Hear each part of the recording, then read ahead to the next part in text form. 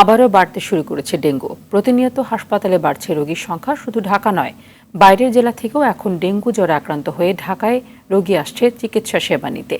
রাজধানীতে আক্রান্ত বেশিরভাগ রোগীরা জানিয়েছেন, এলাকায় ঠিকমতো মশার ঔষধ না দেয় বাড়ছে আক্রান্তের সংখ্যা।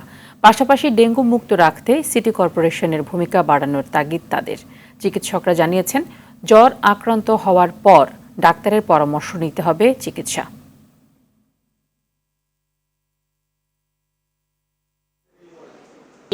এখনো প্রচুর দুর্বল, শুরুতে যেমন ছিলাম অমনি, আর কিছু খেতে পারছি না। আর যখন ভর্তি হয়েছি তখন হচ্ছে প্রচন্ড মাত্রায় বমি হয়েছে। এই সময় আসলাম, এই সময় অবস্থা খারাপ হয়েছিলাম, ভর্তি হওয়ার পরে মোটামুটি সুস্থ আছি। চোখের উল্টো সাইড প্রচুর ব্যথা ছিল, মনে হয়েছে আমি একটু পানি বের হলে ভালো হয়, কিন্তু পানি আসতো না এত। আর মাথা প্রচুর কামড়াকামড়ি ব্যথা, মনে হয় যে কেউ ভেঙে গুঁড়া করে দিচ্ছে, এরকম অবস্থা। ডেঙ্গু পরিস্থিতি জানাতে রাজধানীর শিশু হাসপাতাল থেকে সরাসরি যুক্ত হচ্ছেন সহকর্মী সুফিয়ান ফারাবী।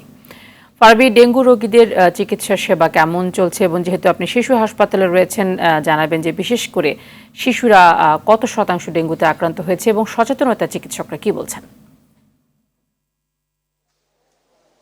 তানি, ধন্যবাদ আপনাকে। আমরা সকাল থেকে রাজধানীর বেশ কয়েকটি হাসপাতালে ঘুরেছি। আমরা ঘুরে দেখেছি যে সব বয়সী মানুষই কিন্তু এই মুহূর্তে হাসপাতালগুলোতে ভর্তি হচ্ছে এবং ডেঙ্গু আক্রান্ত রোগীর সংখ্যা এর মধ্যে অন্যতম, উল্লেখযোগ্য। আর এর মধ্যে জানিয়ে রাখি যে আমরা সকালে শুধুমাত্র একটি হাসপাতালের তথ্য পেয়েছি, ডিএনসিসি ডেঙ্গু ডেডিকেটেড যে হাসপাতালটা রয়েছে, যা এখনও নামে কোভিড ডেডিকেটেড হাসপাতাল, সেই হাসপাতালে আমরা গিয়েছিলাম এবং সেখানে যে তথ্যটা পেয়েছি তাতে 40 জনের মতো পুরুষ আমরা ভর্তি দেখেছি এবং 52 জন পুরুষ আমরা ভর্তি দেখেছি। এছাড়া 32 জন কিন্তু শিশু আমরা ভর্তি দেখেছি। আর চিকিৎসকরা কিন্তু বারবারই সচেতন করে আসছেন যে শিশু এবং বয়স্ক এই দুই শ্রেণীর বা এই দুই বয়সী মানুষরা কিন্তু অধিক ঝুঁকিতে রয়েছেন। আমরা এই মুহূর্তে রয়েছি রাজধানীর শিশু হাসপাতালে, যেহেতু আজকে বন্ধের দিন, তাতে তাদের কাছ থেকে আমরা কোনো সঠিক পরিসংখ্যান বা কোনো ধরনের সহযোগিতা তাদের কাছ থেকে আমরা পাইনি।